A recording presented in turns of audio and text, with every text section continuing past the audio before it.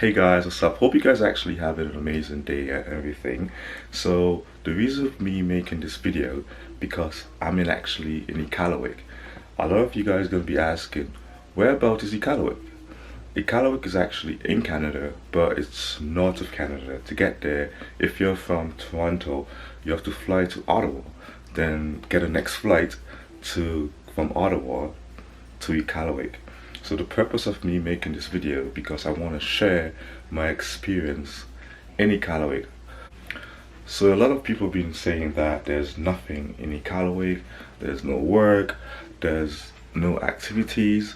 I want to actually experience that myself, and I want you guys to see what I'm actually experiencing and everything. So I hope you guys actually stay tuned, enjoy this video. I'm actually gonna try to show you guys everything as possible, and the reason why I'm actually excited to see the northern lights and everything. I heard that's actually so beautiful, so I'm actually willing to actually come out here and enjoy. And hey, you never know, I'm actually living in Toronto, but so far Iqaluit is actually nice.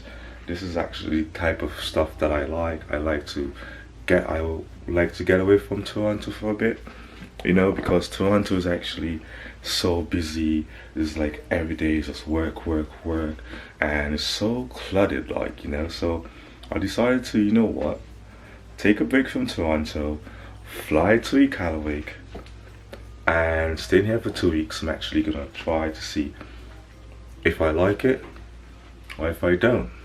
So stay tuned. So hey guys, so this is me back again, and this is what Iqaluit is looking like. You know, I'm making a vlog for YouTube. Alright. Yeah. So these are how the house is looking like, you know. And the weather is actually cold as usual. Stop it, that's Garrett. You met him last night. Hey Jasper. You'll get used to it in a minute. Yeah. Just don't put your hands in his face for now. You remember him. He's a nice guy. Hey. So far. Hey. Say hi. Say hi, Jasper. Jasper. And Yeah, this is there's Jasper. minus 30 suburbs. It's called Apex. Yeah. So this was originally, when Iqaluit was built, most communities in the north are built around either the Hudson Bay Company or a church. Oh wait. So when we get out here, you'll see the Hudson Bay Company had an old setup here from the 40s, 50s. Awesome. So when Iqaluit started developing, the main area was the U.S. Armed Forces there. Oh wait. But because the Hudson Bay set up here, this is where the Inuit first started settling in this area. Oh nice. So there's a lot of politicians out here as well. Well, Apex, like we have 4 MLAs in Iqaluit for Nunavut. So Apex is tied in with an area of Iqaluit, so it has a MLA responsible for this area. Yeah. Yeah. That's nice. It's kind of nice. It's got, like, in the summertime, there's a nice little river runs through here. Yeah. And you'll see kids up here, and it's about knee deep, but you'll see a lot of kids playing in the water, swimsuits and stuff running around. And all that's water there. That's all frozen bay, yeah. Wow. So those on the other side, we call them the mountains. Yeah. That's 35 miles away. Really? Yeah, Wow. yeah. Takes you, like, if you're traveling on a snow machine at about 30-35 miles an hour, Yeah. takes you almost an hour, 45 minutes to an hour to get over there. Oh wow. Yeah. So how solid does the ice actually get? Well, it's probably 4 or 5 feet thick right now.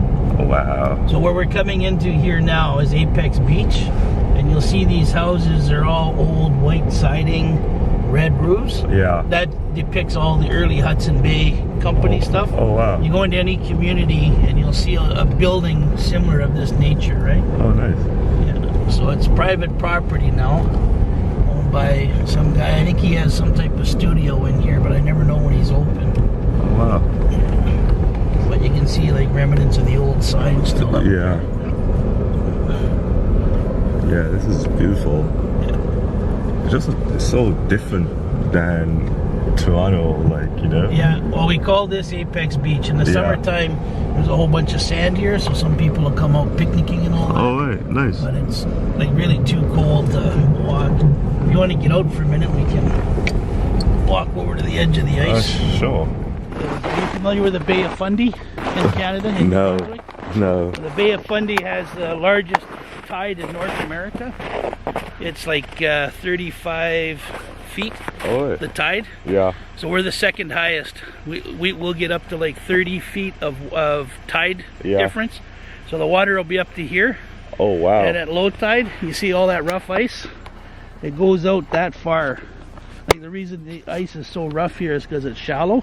Yeah. So the water is moving back and forth under the ice here and it'll lift it. Oh, really? If we come back later tonight, like that ice will almost be, it won't, like it'll still be jaggedy, but see where it drops? Yeah. That area will be lifted up. So you said water is like all here. Okay. So water is all here. Well, this is all busted ice, right? Oh, wow. That's been pushed up here. Wow. That's solid, but just follow my steps. Oh, for sure.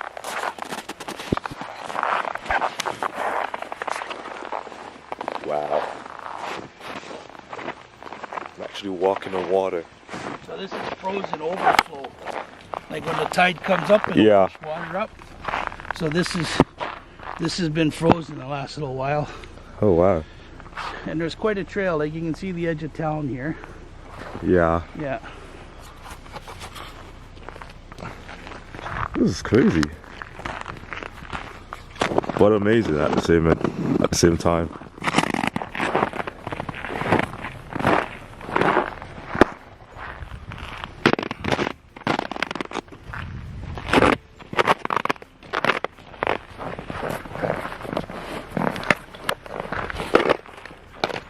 So this is all the water on the tide, isn't it? Well, this is frozen. Yeah. So this is probably sitting on land. Yeah. Because it's low tide right now. Okay.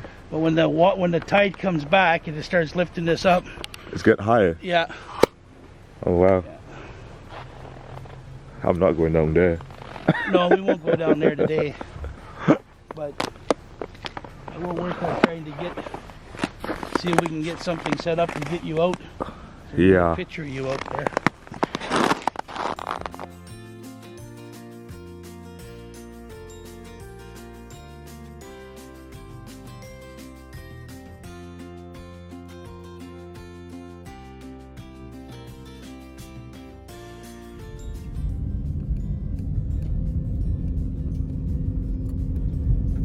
So beautiful, though, I must say. It is like it's beauty's in the eye of the beholder, and I've seen people come up here and just like, nah, this ain't for me. Yeah. But I love the vastness. Yeah. Like, I go down south as much as I love being in a forest and stuff like that.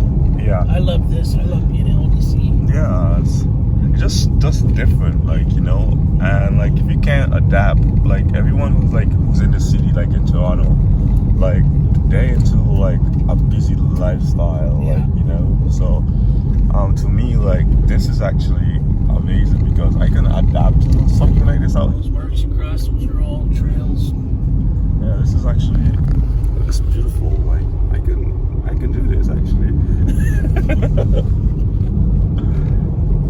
Well, this is if we're gonna move north, we're coming into the time, which is the best time of year to move north, because our days are getting longer. Yeah. The light's gonna get like more pronounced, and it just, you know, it starts warming up. And like come May, we're 24 hours of daylight here, right? Oh, really?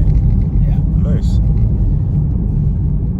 So you said these are schools, like... Yeah, French school, Francophone, and then this is the middle school. Oh, right. So how many schools in total are in Iqaluit? 1, 2, 3, 4. There's 5 schools plus the Arctic College. Oh, right. Yeah. And do they treat everyone equal, or there's a bit still of like...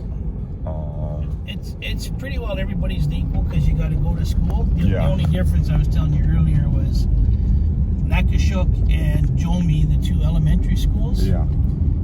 One's up here, and the way they got it divided is most of the kids that go to Jomi school up here, they all live in this housing area complex around here. Oh, yeah. Which is a lot of federal government employees, a lot of GN employees. Yeah. There's not a lot of social housing up in this area. Oh, yeah. But when you go downtown by, like, in the center of the community where Nakashuk was built back in the 60s, there's a lot more of the social housing network down there.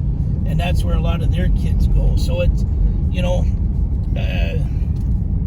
is there segregation? Not really, but geographically it causes it, if that makes sense. Yeah.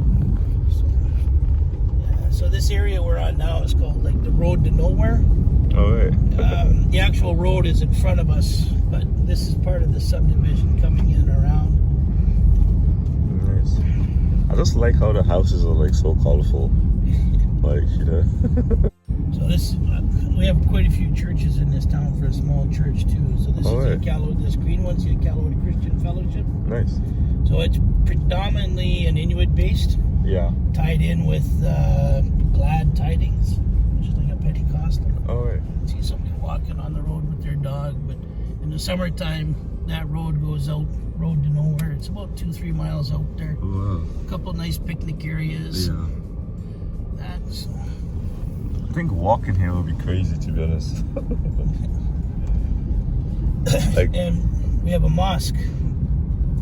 So there is some guy had a goal down south to have a mosque in every province and territory in Canada. yeah. So he's built one in all 3 territories, and it's quite popular here. We have quite a Muslim community. Oh, right. And they run a food bank out here. Yeah. That complements the other food bank. Oh, that's nice. Well, that's good that they have like all different religions out here. Yeah. Like that's good. This is more of the Road to Nowhere. Now, when I moved here in 2000, Yeah. this subdivision was just laid out, and there was only 3 houses here. Oh, wow. And I was trying to get a lot in here to build a house. Yeah. But by the time I paid for the lot and the fees and everything, it was going to cost me $100,000 before I bought a piece of wood. Oh, wow. Because if you notice, a lot of the houses are on steel piles. Yeah. You probably see better right here. See this greenhouse? Oh, right. So you see they put these piles in. Yeah. Well, back in 2000, they were about $1,000 a pile. Wow. You know, you figure you need 20 piles. There's 20 grand already spent on your house, and you haven't even bought any lumber. Wow. Now they're running anywhere from 15 to 2,000, but because we're permafrost, Yeah. so they take that and they sink it through the permafrost right into bedrock. Oh, right. It's supposed to give you a nice little foundation. Oh, nice. And then when they built this area, see the snow behind these houses? Yeah. Like this gray house here, that deck used to get knocked off because of so much snow piled up in behind it. It would just blow over. Oh, wow. So whoever did the design didn't really figure things out too much. So that when we get up here, you'll see this fence. We call it a snow fence. All right. So they built that fence to help slow the snow down, and it piles up there. Oh, okay, that one. Yeah, so you can see like all the skidoo marks. The kids use it for jumps and that, but that fence goes around, and it's helped knock down a lot of the snow coming into this subdivision. Oh, nice. And when the snow is gone everywhere else in town, there's usually snow there. That's crazy. Where this house is was one of the lots I was looking at. Yeah. And like in 2000, when I came up to have a look, there were 3 caribou standing here eating. Like, they used to walk right through town back then. Oh, wow. Now it's grown up so much. Yeah. And the population, something's happened to the caribou population, so the numbers are really low right now. So we don't get them around that much anymore. A caribou, what's that? It's like a deer. Oh. But it's got the bigger horns, and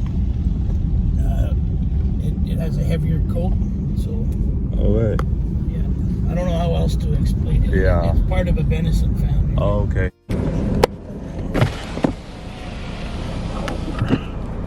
So what do you say these stones for? Tuberculosis. TB. Oh. To remember the people that died when they were sent south. Jasper? Oh wow. Oh, he wasn't. Let me see. There you go. Nice. That's actually amazing. This green building is it's a center for women that are leaving abusive relationships with their kids. Okay. So I'm not sure how many people they can house in there, but anywhere on the island, if somebody's in an abusive relationship and they're trying to get out of it, they'll put their kids up there. So it's like a transition house to help. Oh right. So is there a lot of that out here? Yeah. Oh wow. More than there needs to be, or more than, well, there shouldn't be any. But Yeah. this is a school for Apex, so it's kindergarten to grade 4. Yeah. It's kind of like a two classroom school. Okay. And once the kids hit grade 5, they're all bussed into town. Oh wow. Our Chief Justice lives here. Supreme Court, or the Court of Nunavut. Yeah. And what is that bridge for? There's a river there. That's Okay. pretty fast flowing water. So Yeah. you just have that little bridge there to get back and forth. Oh. When we moved here in 2000, I tried to convince my first wife we should buy a house out here. Yeah. Because I like this like small community living, and like in the summertime behind these houses along the shore, Yeah. you can set nets and catch Arctic char right here, right? What are Arctic char? They're fish. They're like a salmon. Oh, okay. See that little structure in front of the house? Yeah. That's for drying seal skins.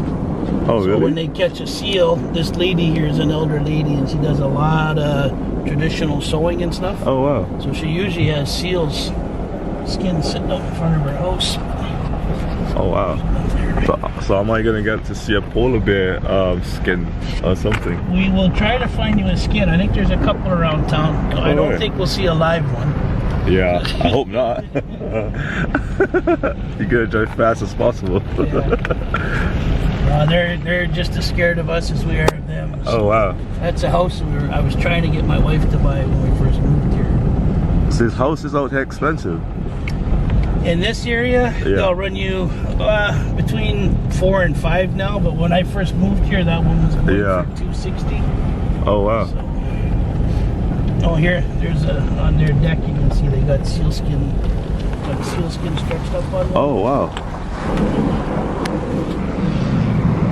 Those are Oh nice. ring seal.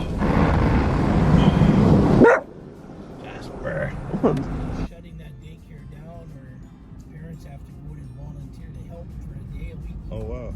To keep the kids over there.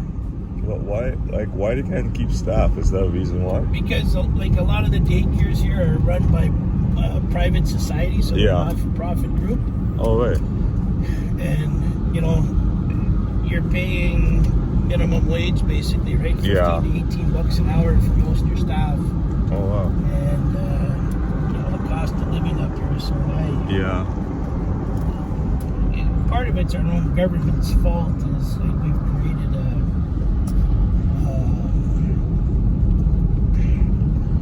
we've created a state where if you're not working, the government will pay you or buy you food and clothing. Oh, okay. And give you a house. So some people, you know, they get into that system, and as much as they say they want to work, they don't understand that working is 8 hours a day, 40 hours a week. Yeah. And they get, you know, why work when you can get food, housing?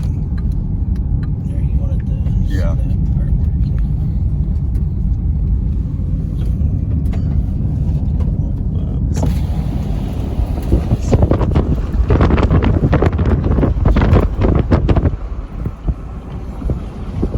So how working homeless people is like out here? Is there like any homeless people live? Yeah, Oh, really? There's a big group. We have a men's shelter.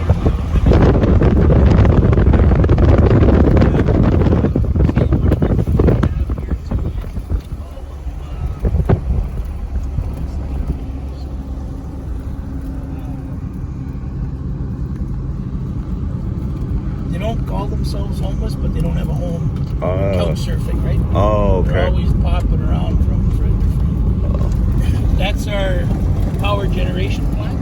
Yeah. So all the power in Iqaluit is produced by diesel generator. Oh, wow. So it's all fossil fuels. Yeah.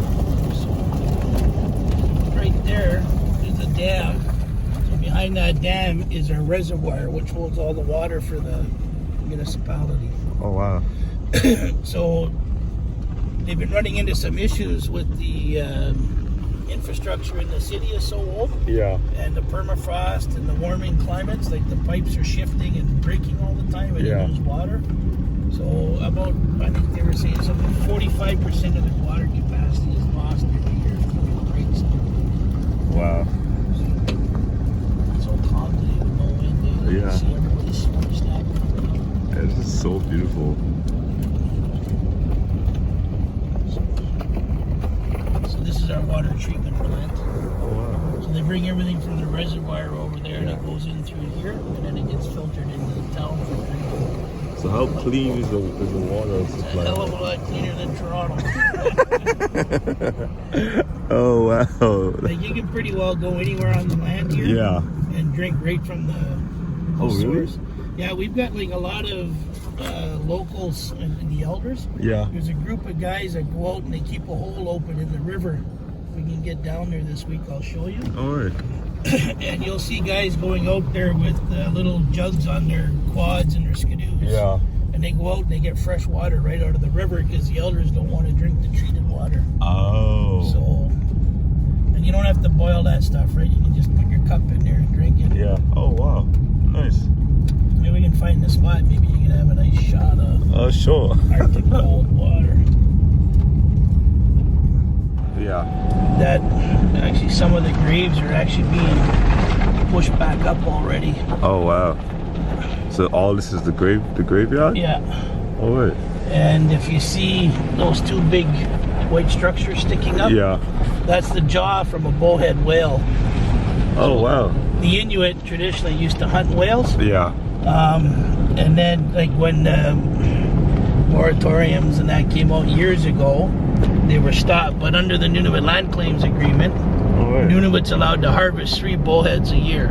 Oh. And so Iqaluit, that one's from about 8 years ago, I think. It was the first bowhead that they harvested in this community in about 30 years. Yeah. And they do it quite well. They set up, they pick a team to do the hunt. They get youth involved. They get elders involved. This is just kind of another view here. This is called Rotary Park. You come out in the summertime, people have bonfires. You can see some benches and stuff there, right? But if you have a look, see the ice where the steam's coming up? Yeah. Yeah, so there's a crack there, and if you go there, you'll see water. Because that steam's coming off like water that's beneath the ice. Yeah. And you look out like by the pressure, we call them pressure ridge, but you can see around those mountains or the islands, there's a lot more coming up because of the open water. Oh, right. Yeah, so that's actually salt water there. Oh. Yeah, even though the ice is still 4 or 5 feet thick for the most part, there's areas where it does separate. Oh, right. Yeah. Oh, that's crazy. That's a polar bear skin. Holy cow. They got lots of... And seals. That's crazy. Look how big that polar bear is. Wow. So what are they gonna make with this? Like a coat? Well, they'll probably sell it. Like you gotta stretch it and dry it. And Yeah. clean all the fat off of it. Oh, right. And then they have it out so it kind of gets bleached a bit. Yeah. And then they'll probably try to, like the Department of Environment and Wildlife, Yeah. they'll buy furs off people to send them out to auctions. Oh, right. Yeah. So.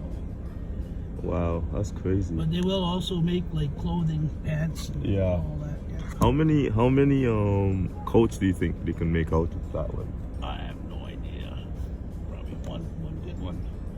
They probably use them for like these fur. Not so much polar bear because it's shorter, right? Oh, okay. Yeah. Oh, wait. That's cool. So guys, this is actually going to be the end of my video. So I actually hope you guys actually like this video and what it's like living in Iqaluit, and if you guys actually like the information. And I'm actually gonna be making a workout video, so stay tuned for that one. So please like, subscribe, leave a comment down below, share this video, and I hope you guys like this video. See you guys later. Bye.